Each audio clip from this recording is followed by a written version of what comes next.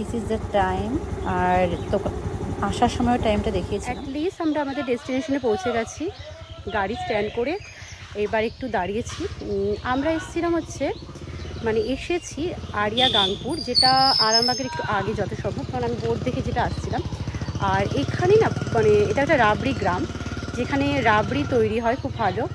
আর আমরা সেটা দেখতেই এসেছি। ফার্স্ট যেহেতু রাইড, তাই জন্য আমরা একটা শর্ট রাইডই চিন্তা করেছিলাম। বাট এটাও আমার কাছে অনেকটাই বড় ব্যাপার, কারণ আমি এত দূরে একা আসিনি এর আগে।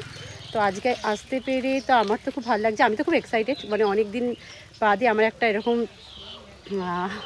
মানে কী বলবো, অনেক দিনের ইচ্ছা ছিল যেটা ফুলফিল হলো।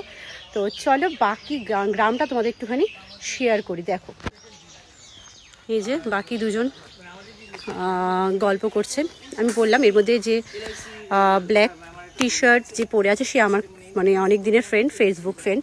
আর বাকি ওই দিদির সাথে আমার আজকে ফার্স্ট আলাপ। উনিও দুজনেই ওরা উড়ান বলে একটা টিমের সাথে যুক্ত। তো আমাদের এই রাইড স্টার্ট হয়েছে আজকে। নেক্সট টাইম হয়তো আরও করবো। রাবড়ি তৈরি কীভাবে হচ্ছে সেটাই তোমাদের সাথে শেয়ার করবো। তার আগে একটু গ্রামটা তোমাদের সাথে শেয়ার করবো। একটা ছোট গ্রাম যেখানে প্রতিটা বাড়িতে রাবড়ি তৈরি হয়, আর এটা জেনেই আমরা এখানে এসেছি। তো চলো এরকমই একটা বাড়ির ভিতর ঢোকা যাক যেখানে রাবড়ি তৈরি হচ্ছে। অ্যাটলিস্ট রাবড়ি তৈরি করা দেখতে শুরু করছি, এবং বাকি পুরো ডিটেলসটা পুরো ব্লগটা আমি তোমাদের সাথে নেক্সট